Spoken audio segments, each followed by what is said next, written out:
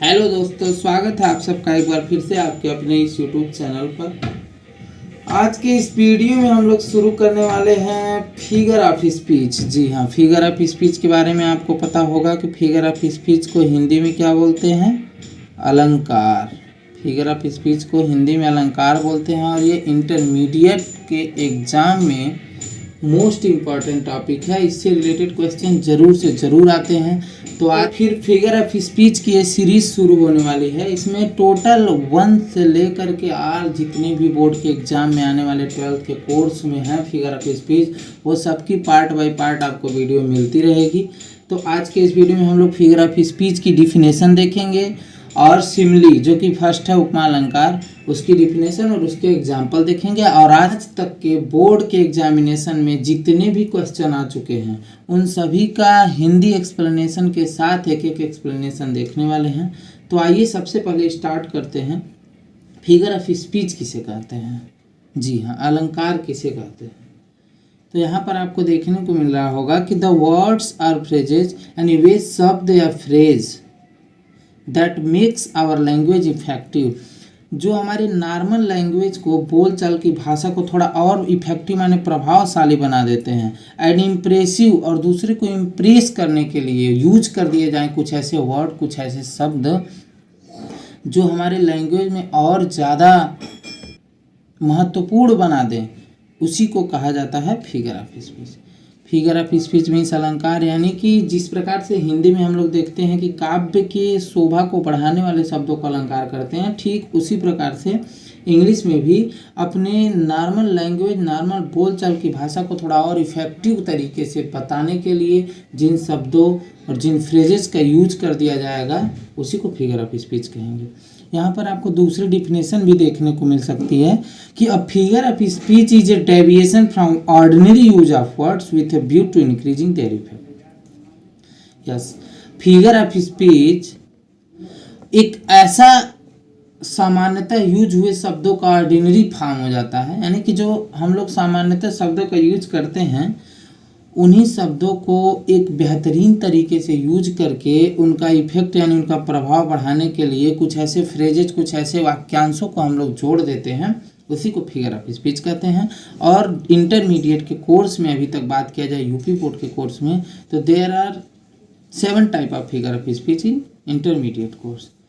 12th के course में जो यूपी बोर्ड का कोर्स है उसमें आपको 7 फिगर ऑफ स्पीच देखने को मिल जाते हैं, जिनका नेम है सिमिली माने उपमा अलंकार, मेटाफर मीन्स रूपक अलंकार, पर्सनिफिकेशन मीन्स मानवीकरण अलंकार, अपोस्ट्रॉफी मीन्स संबोधन अलंकार, ऑक्सीमोरॉन मीन्स होता है विरोधाभास अलंकार, और हाइपरबोल मीन्स होता है अतिशयोक्ति अलंकार, और ओनोमोटोपोइया मीन्स ध्वनि सूचक अलंकार। तो इतना तो नॉर्मल आपके फिगर ऑफ स्पीच हैं जो कि देखने को मिलेंगे आपको यूपी बोर्ड में। लेकिन इसके बाद कुछ और भी फिगर ऑफ स्पीच हैं जिनको हम लोग लास्ट में, ये जो फिगर ऑफ स्पीच की सीरीज चलने वाली है इसी के लास्ट में हम लोग देखते रहेंगे। तो अभी फ़िलहाल में हम लोग स्टार्ट करने जा रहे हैं जो फर्स्ट फिगर ऑफ स्पीच है जिसका नाम है सिमिली। तो आइए देखते हैं सिमिली क्या होता है, कैसे इसका यूज होता है, कौन कौन से ऐसे वर्ड हैं जिनको पहचानने में इसका यूज कर दिया जाता है, और क्या ऐसे तरीके हैं जिनको हम शॉर्ट में ही सिमिली निकाल लें अपने पोएम में से। तो बिल्कुल वेट न करते हुए आइए देखते हैं सिमिली क्या होता है। तो जैसा कि लिखा है कि a simile is a comparison between 2 objects of different kind. Simile के बारे में सबसे खास बात यह है कि ये कंपैरिजन मीन्स होता है तुलना की जाती है इसमें, लेकिन तुलना करने के लिए शर्त यह है कि 2 ऑब्जेक्ट होने चाहिए, और वो भी दोनों ऑब्जेक्ट में भी एक खासियत ये होनी चाहिए कि वो डिफरेंट काइंड के ऑब्जेक्ट, यानी दोनों के दोनों ऑब्जेक्ट अलग अलग हों, सेम नहीं होना चाहिए, नहीं तो वो डिग्रीज ऑफ कंपैरिजन हो जाएगा। यहाँ पर सिमिली की बात आएगी तो 2 ऑब्जेक्ट होने चाहिए, दोनों ऑब्जेक्ट डिफरेंट काइंड के होने चाहिए, और उसमें एक शर्त होनी चाहिए। शर्त क्या होनी चाहिए भाई कि at least 1 point in common. 2 object हैं, डिफरेंट काइंड के भी हैं, लेकिन दोनों में एक पॉइंट कॉमन ऐसा होना चाहिए जिससे कंपैरिजन बनाया जा सके, अदरवाइज कंपैरिजन हो ही नहीं पाएगा। तो सिमिली में आपको ध्यान क्या रखना है, तुलना की जाएगी, 2 ऑब्जेक्ट के बीच की तुलना की जाएगी, लेकिन दोनों ऑब्जेक्ट अलग अलग होने चाहिए, और दोनों ऑब्जेक्ट के बीच में एक पॉइंट कॉमन होना चाहिए जिससे हम लोग कंपैरिजन कर सके उसी कॉमन पॉइंट को लेकर के। और उससे भी आसान तरीका ये है कि जो वर्ड होते हैं कंपैरिजन के एज, लाइक और सो, ये सिमिली में ज़रूर यूज हुए रहेंगे। अगर किसी लाइन में एज, लाइक, सो यूज हुए हों और ये सभी फंडामेंटल जो एस्पेक्ट्स हैं उसका भी पालन करते हो तो आप सिमिली वहाँ पे बता सकते हैं। तो कंपैरिजन होएगी, दो ऑब्जेक्ट के बीच में होगा और दोनों ऑब्जेक्ट में कम से कम एक पॉइंट कॉमन होगा और एज, लाइक या सो तीनों में से कोई न कोई एक वर्ड यूज हुआ रहेगा। तो ऐसी कंडीशन में वहाँ पर सिमिली का होना आवश्यक है, सिमिली ही होगा। जैसे अगर नॉर्मल एग्जाम्पल की बात करें, जैसे कोई कहा कि तुम्हारा मुख चंद्रमा के समान है, तो इसमें देखिए एक मुख हो गया, दूसरा पॉइंट चंद्रमा, ये दोनों अलग अलग चीज़ें हो गई। एक मुख है, दूसरा चंद्रमा, दोनों अलग चीज़ें हो गई। और दोनों में कॉमन क्या है कि दोनों में इसका मुख जो है चंद्रमा के समान हो सकता है, सुंदर हो। तो ये जो कॉमन पॉइंट हो गया ये अलग चीज़ हो गई। तो दोनों ऑब्जेक्ट भी डिफरेंट टाइम के हो गए। दोनों में एक कॉमन है कि चांद भी सुंदर, इसका मुख भी सुंदर। तो इसलिए यहाँ पर समान नाम का जो वर्ड आया है वो कंपैरिजन करने के लिए आ गया। अतः ये पूरा का पूरा सेंटेंस हो जाएगा उपमा अलंकार यानी सिमिली।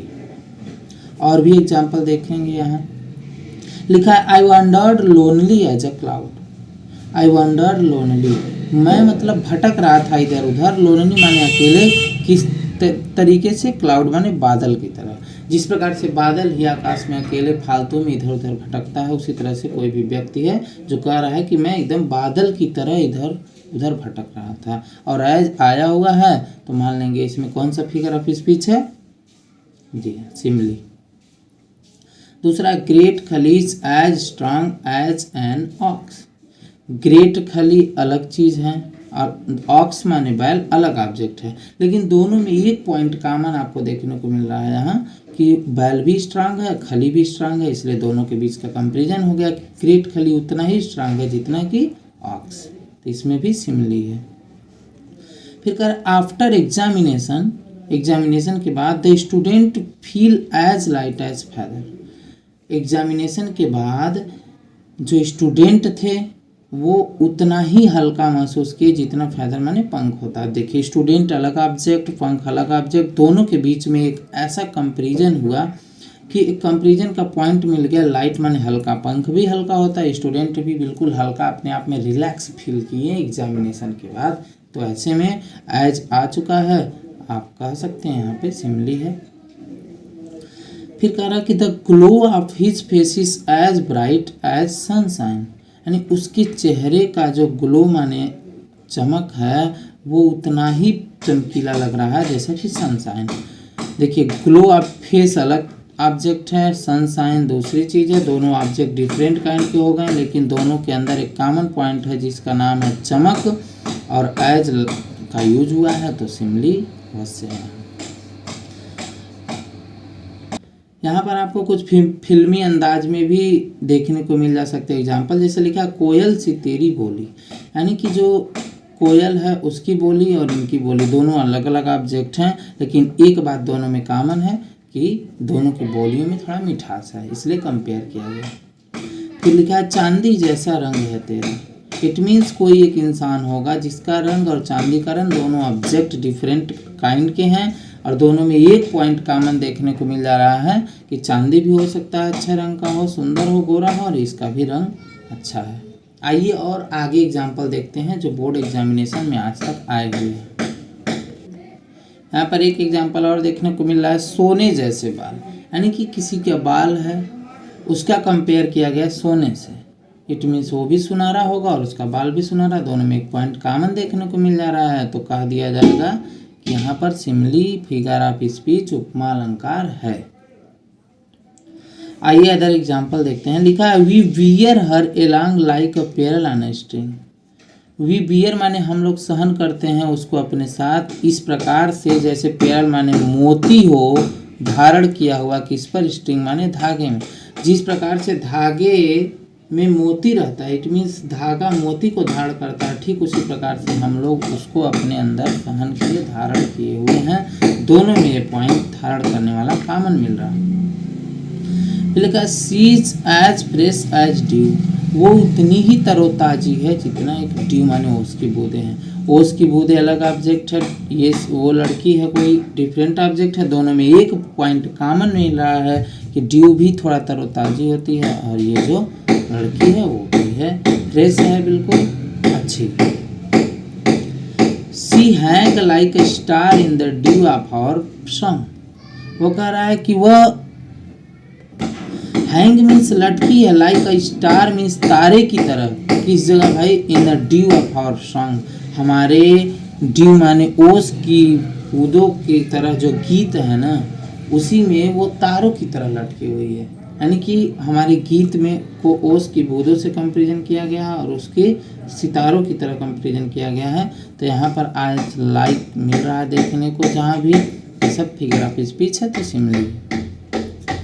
फिर कहता है कि thy soul was like a star and dwelt apart, यानी उसका जो सोल माने आत्मा है वो लाइक अ स्टार, किसकी तरह भाई, सितारे की तरह, एंड ड्वेल्ट और जब अलग हो जाता है तो एकदम बिल्कुल अपार्ट। जिस प्रकार से सितारे सूर्य से अलग होते हुए दिखाई देते हैं उसी प्रकार से उसकी भी आत्मा है या फिर किसी की भी आत्मा हो, हाईमन इसीलिए लिखा है हम लोगों की आत्मा है, तुम्हारी आत्मा उस प्रकार से ही शरीर से अलग हो जाती है जिस प्रकार से तारे सूर्य से अलग दिखाई देते हैं। She is lovely like a rose, वो उतनी सुंदर है जिस प्रकार से गुलाब, यानी लाइक लगा हुआ है यहाँ पर, वो कोई अलग ऑब्जेक्ट है, रोज अलग ऑब्जेक्ट है, दोनों में एक चीज कॉमन है कि जो कोमलता है वो कॉमन है। He is as firm as a rock, वो उतना दृढ़ है जितना रॉक माने चट्टान, यानी कि वह कोई अलग चीज है, रॉक माने चट्टान अलग चीज है, दोनों में एक कॉमन है दृढ़ता का, और इसीलिए इनको बना दिया गया फिगर ऑफ स्पीच में सिमिली। इस प्रकार से सिमिली के बहुत सारे ऑब्जेक्ट एग्जाम्पल्स हम लोग देखें, उनका हिंदी एक्सप्लेनेशन देखें। आज तक बोर्ड के एग्जाम में आए हुए जितने भी क्वेश्चन थे सबका मैंने निचोड़ यहाँ पर दे दिया। अब नेक्स्ट वीडियो में हम लोग देखेंगे सिमिली को आप लोग अच्छे से रिवाइज करें, इसका नोट्स बनाएं और मेटाफर के नेक्स्ट वीडियो का इंतज़ार करें। तब तक के लिए थैंक यू सो मच।